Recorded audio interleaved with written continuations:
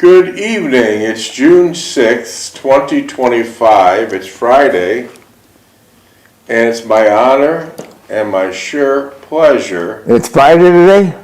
Yeah. Oh, boy. June 6th, 2025. It's Friday. I know time goes by fast, doesn't it?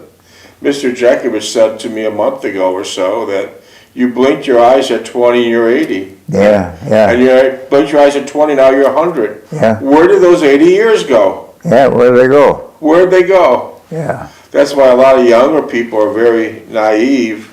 They think they'll be around forever, but it goes fast. Yeah. Listen, boys and girls. Time goes on. Time goes on. It's a short dance around the sun, and enjoy every day. Well, getting back to it, we're on Studio 6A, June 6, 2025, Friday.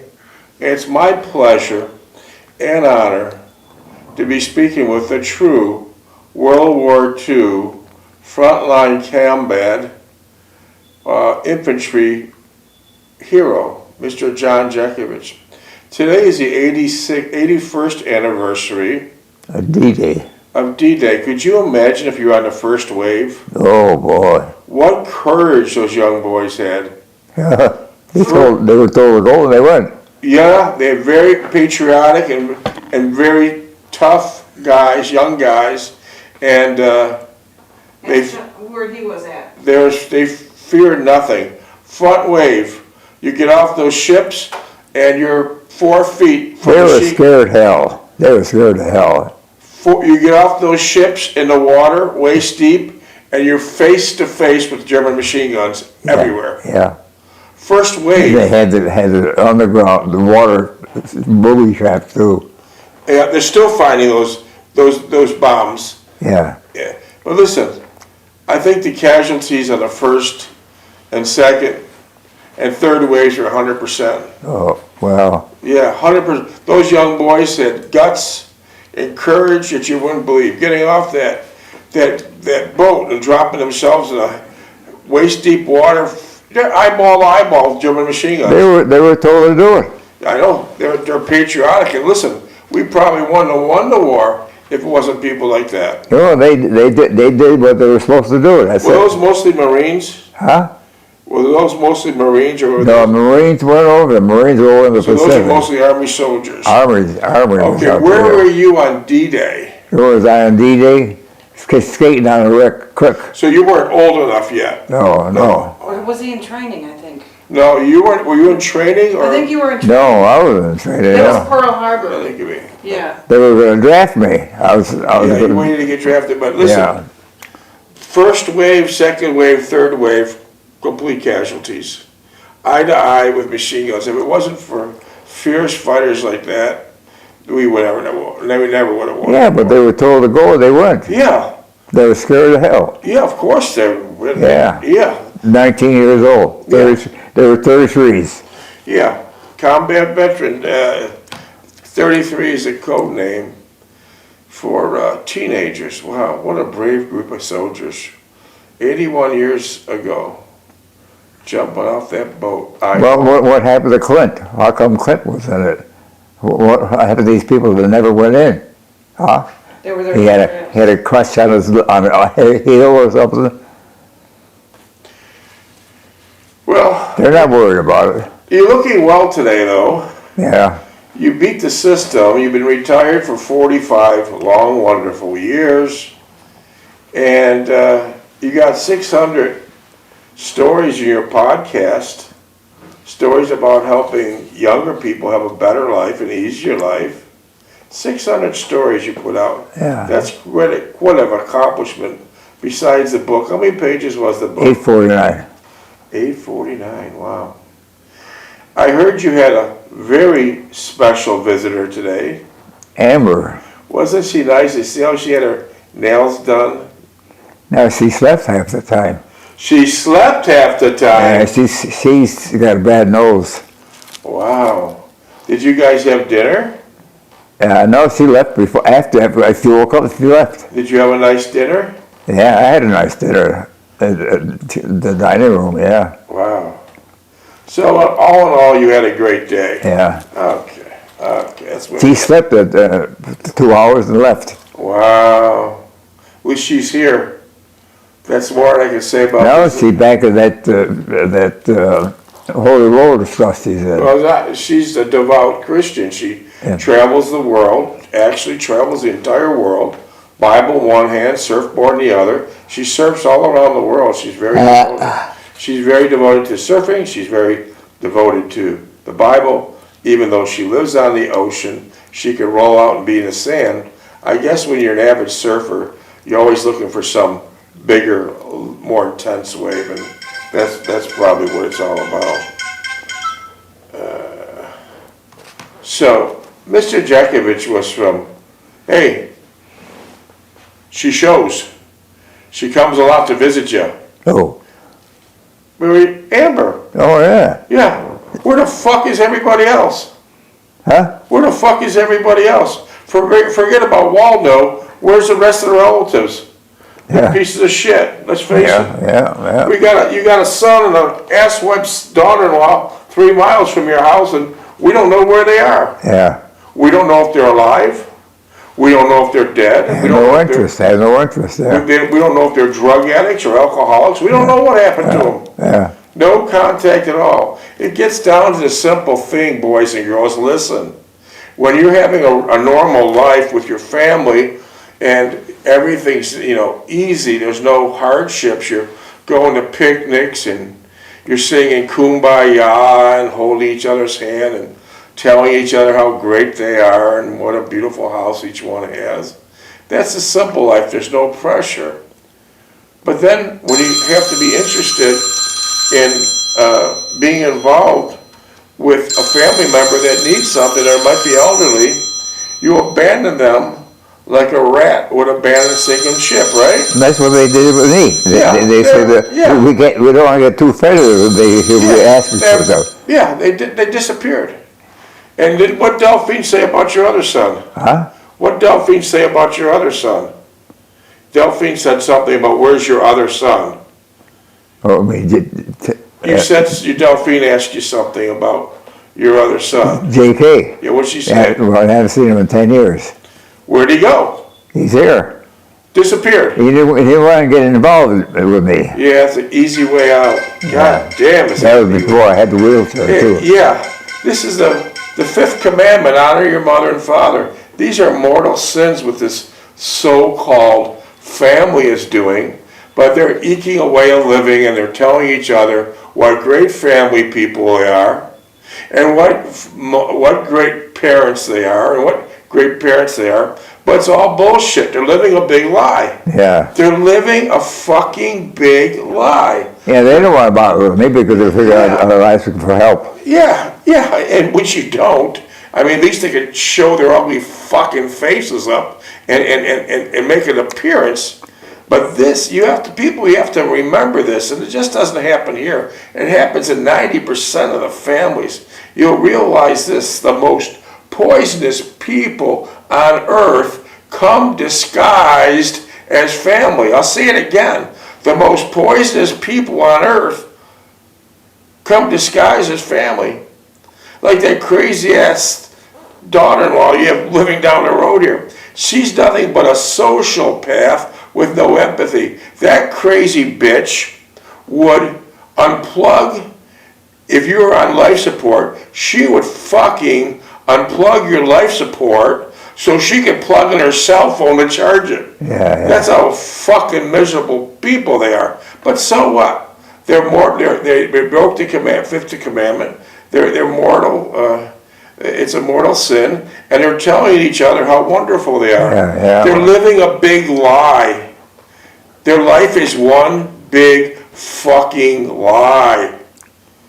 And they're telling, imagine how embarrassed their kids are, or imagine how embarrassed their grandkids are that they're conducting themselves in such a fashion. I wonder what brought this up, but I'm glad we did mention it. Yeah. All right. Hey. So there you go. There you go, youngsters.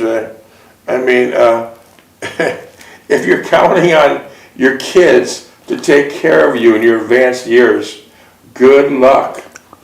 Good fucking fucking luck, because it won't happen. You have a better chance of having a goddamn illegal alien helping you than your fucking kids. They'll abandon you like a rat will abandoning a sinking ship. Okay, Mr. Jeckovich was from Company H, the 2nd Battalion of the 291st Regiment of the 75th Infantry Division of the U.S. Army during World War II. Mr. Jeckovich lives by a motto: yesterday's history, tomorrow's a mystery, and today is a gift. Yeah. It's a short dancing around the sun. Isn't today a gift? Yeah. Well, yeah, you beat the system. Mr. Jeckovich was born in 1925, and now we're sitting in 2025, and he's knocking on the door of 100. Hear that? Those fucking doors are knocking. Yeah. 100 years old. Eternity, yeah. Hey, well, look at this guy. Come on. Take a minute and look. He reads 3 newspapers in the morning with no glasses, primarily the Wall Street Journal and the New York Times. He could shake your hand and knock you to the ground. It's so powerful. He never took a prescription in his life, never took a vitamin in his life. Did you drink? No. Did you smoke? No. That's interesting, because when you're at World War II, the Red Cross was passing out cigarettes like candy bars. Yeah, I give it all the people in my drip. What were some of the brands? Pall Mall, Lucky Strike, Yeah. Chesterfield.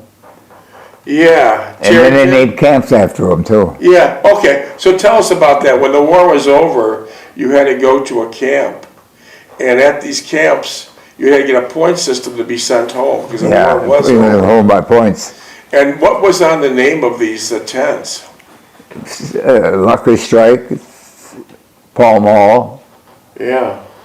So the cigarette companies really had an in to advertise during World War II. Yeah. 17. So basically, if you weren't killed during the war, 20 or 30 years later, you're probably killed by lung cancer, He's smoking. smoking. But the cigarette companies are still very devious and cunning and clever in many ways. Tell us what they did later with the convenience stores. They put a pack of cigarettes out on the counter and had the kids steal. Yeah, that was their They thing. stole there, they wanted them to steal, yeah. After they poisoned all the young American soldiers, American soldiers, they smoked out a board, and they felt their time was up anyways. They didn't think they were going to make it home. So what the shit, I'll smoke anyways. But then after the war was over, 20 years after that, the 15 or 20,000 7-Elevens, the bastards, that's the cigarette companies, the tobacco companies, would put these big carton displays at the front register. And they made it real easy so the kids could steal. Yeah. The underage kids could steal. And their philosophy is quite simple. A pack stole today is a carton sold tomorrow. Wow. What rotten son of a bitches. What rotten son of a bitches. And I imagine it's so easy to get addicted to cigarettes. Yeah. Did people smoke in your family? No. I thought Well, my father smoked, wrapped his up. Smoked once a day. I thought your brother's wife smoked. No. Adeline didn't smoke? Who? Your brother's wife? Your brother Lookie's wife didn't smoke? No, I don't think so. Adeline didn't smoke? No. When she came in downstairs and the mother, you put a big sign up there that said no smoking. Yeah, well, maybe she smoked. How about Uncle Charlie? Uncle smoked cigar. Yeah. Yeah, she probably smoked, yeah. Because remember you And I told her not to smoke in my mother's house. She said, I have to smoke. I have to smoke. During World War II, there were 16,400,000 young men that participated in the war. These are real patriots. They're really great people. That's why we call it the greatest generation. That's why we call it the greatest generation. And during that time, we have less than 6,000 combat infantry veterans left, like Mr. Jeckovich, yeah. And we're losing them at a rate of 150 a day. So that's the story. We have no more World War I vets. We just have 6,000 combat infantry vets of World War II. And by the way, Mr. Jeckovich didn't sit in the back room typing, did you? Yeah, what? You didn't sit in the back room typing. You were on the front line in the war. Yeah, I wasn't a rear ass, no. This man was on front lines, Battle of Bulge and many other wars.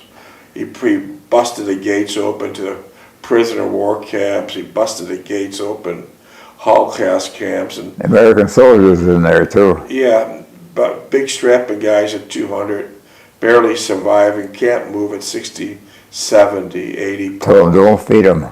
And what were you told not to do when you broke the gates? Don't feed them. Because their system's gone, Yeah, right? this is gone, yeah. And so when you witness something like that, you couldn't even understand how horrific it is, and I'm not gonna fucking trying to explain it. But the place, it rents space in your mind every day, every day, every day, every day.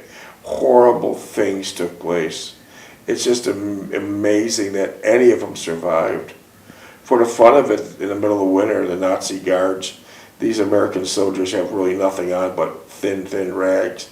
Their shoes have all been stolen. For the fun of it, the Nazi guards would just blow a few fire hoses on you and see what you look like when you freeze. Yeah, they spoil fire hoses on us. Yeah, it was a horrible situation. The Nazi upper echelon in these prisoner war camps had an obsession with twins. They picked up 600 sets of twins from neighboring cities, did unbelievable, heinous experiments on them. There was only a few left at the end of these experimentation.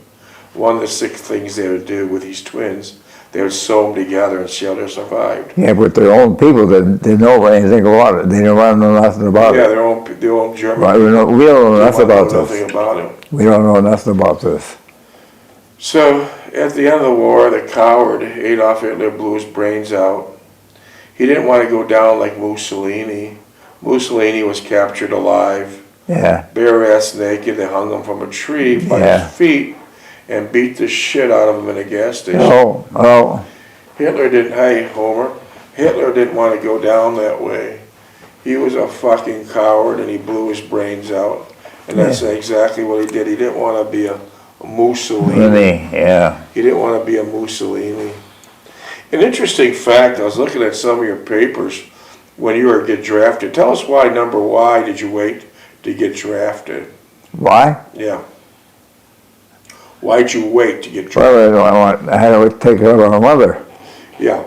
So Mr. Jeckovich made a major sacrifice. His brothers enlisted, and one brother never went to combat, never left the United States, and he was teaching people how to drive Jeeps. Yeah. Did he have some special talent? Yeah, I hit a fire hydrant. So he hit a fire hydrant, and he was awarded the position of staying in the United States to teach others. Well, he was in school. He was in school, yeah. So if you enlist, you could get a better position. Mr. Jeckovich made the supreme sacrifice. He waited till he got drafted. So it would take longer. He could spend more time with his mother because his father died working as a slave, taking care of his family, stirring cement, when his father was 43. So now it's his responsibilities to take care of his mother. And then by doing so, he went right to the front line combat as a teenager. Right to the front line combat. During World War II, he was shot. 10. During World War II, Mr. Jeckovich was shot in the shoulder by a sniper. He was beat up. He was Lost a hip. Lost a hip, trench foot, frostbite. Yeah, I still got trench foot. And he still has shrapnel in his body, but what they call a dirty bomb. A dirty bomb is a device that the assholes in the Germany Nazis would put together. And what would they put in this? Screwdrivers, razor blades, all kinds of stuff. Old piece of metal. Yeah, and Anything that would blow up and do the most amount of damage to these young boys. He still has it in his leg right now. If he tried to get on an airplane right now, he couldn't do it. Yeah. Alarms would go off, right? I got a slip. I should show him the slip. What's the slip say? This man has got metal in his body. Yeah. He's a veteran. Okay, that's a good slip to have. Otherwise, you got alarms going off Yeah. like you won the lottery in a casino. So, so he went through hell during World War II. And getting back to this dirty bomb hit his buddy, Donald Lake, right? Yeah. And you were street smart. You grew up on the streets in Niagara Falls, but Donald Lake was not street smart. Yeah. What he kept doing? Kept popping his head around. I said, keep your head down. What are you looking for? You're not seeing anything there. We're hold down here. We hold down here for a while. Like how did he show us how? And he started popping Show his us head how he'd pop it up. up. He popped his head up, and Just- when they were looking for him, and they zeroed it on, and they shot him. Yeah. Well, the dirty bomb went off, blew his head off, and left his glasses hanging from one ear. Yeah. And then this is the same bomb that is in Mr. Jeckovich's left leg right now. It didn't go away. Donald Lake was just a teenager, was a great guy, I'm told. And he lost his life, like millions of other people did during that nasty World War II. And ironically, Mr. Jeckovich has been retired since when? Yeah. How many years? By How many years have you been retired? 1980. So Mr. Jeckovich has been retired for 45 years, and sadly and ironically, Donald Lake's brother, which is his younger brother, he was too young to go in World War II. He retired only a few blocks from Mr. Jeckovich's house.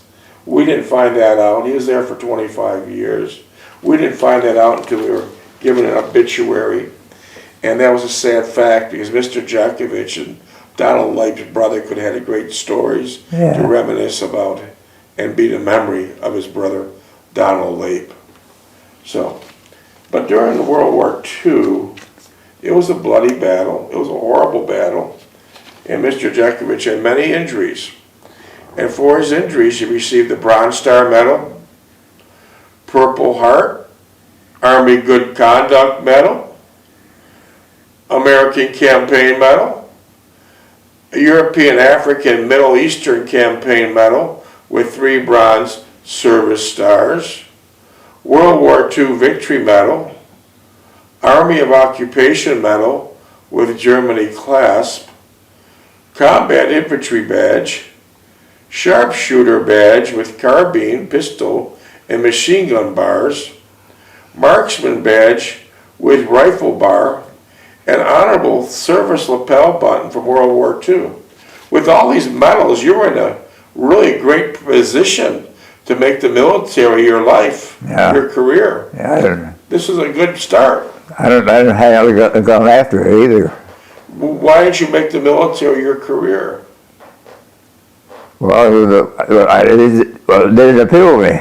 Okay, but you had to take care of your mother. Too. Yeah. Yeah. And that's why the book is titled Their Mother's Sons.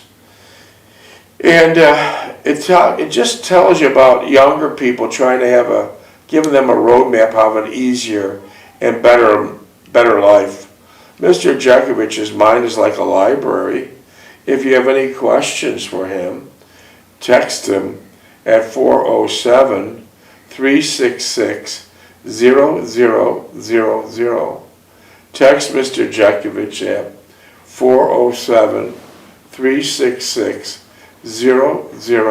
407-366-0000. He'll be glad to answer any questions. You probably, in the last 2 years, with 600 podcasts, you probably answered over 1,000 questions by now. Yeah, probably. And you have people from all over the world. Yeah, Netherlands, all over. Sending you trinket gifts, hats, and leather jackets. Leather jackets, belt buckles, commemorative World War II souvenirs. Yeah. It was just nice and kind of them. But it always gets back to the number one question when we turn on our laptop. How much is the book and where can we buy it? That's not for sale. The book is not written to be for sale. And how many pages again? 849 pages. The book is not written to be for sale. The book is strictly to be a roadmap to help serve the younger generation to have an easier and better life. Because think about it, life is very complex and difficult now. It's expensive. It takes two people working. It takes a husband working and a wife working. And it's still hard to even buy a house for younger people. So this is a roadmap. The book is not for sale. Mr. Jeckovich is financially well off. He doesn't need anyone's money. It's like to share his knowledge.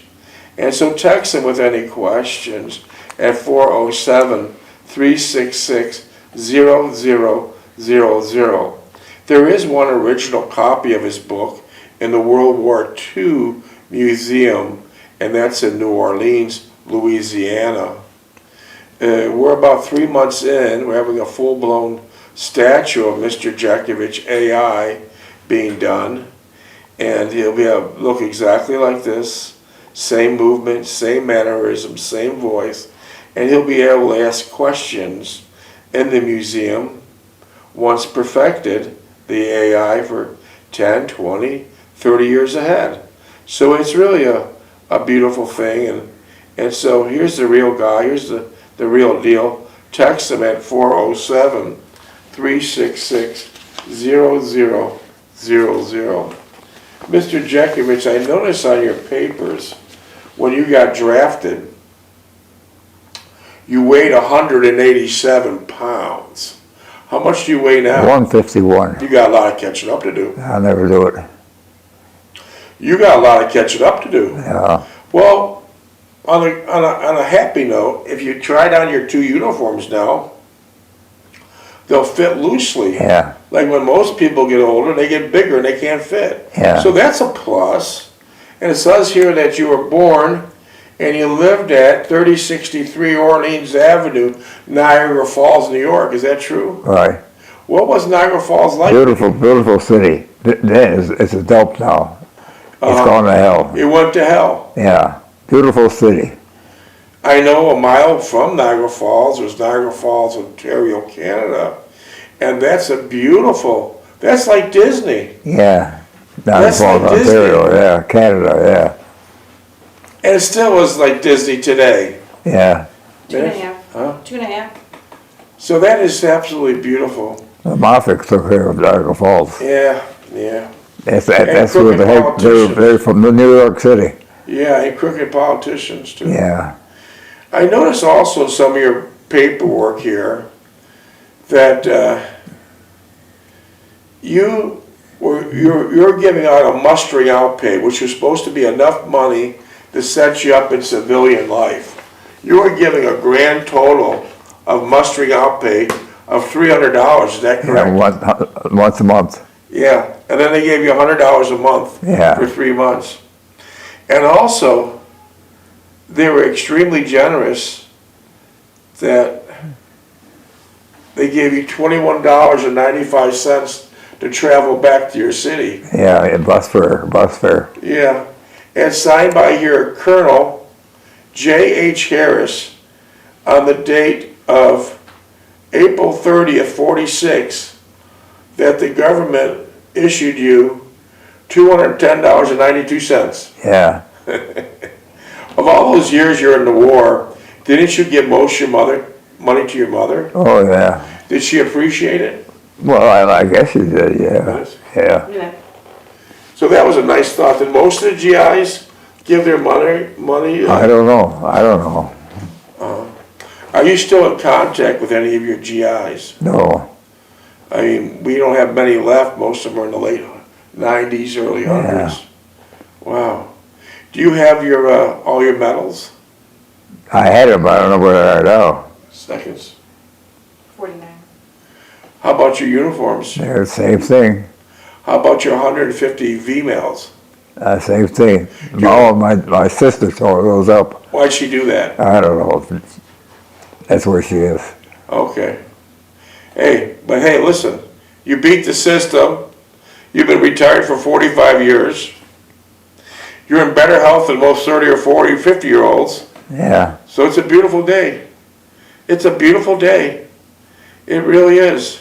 I don't think I know a person that's 100. I don't. What? I don't think I know a person that's 100. Do you, Homer? What's Do you know anyone that's 100? My what? Do you know anybody that's 100? No, I don't. I don't either. You beat the system. How do you figure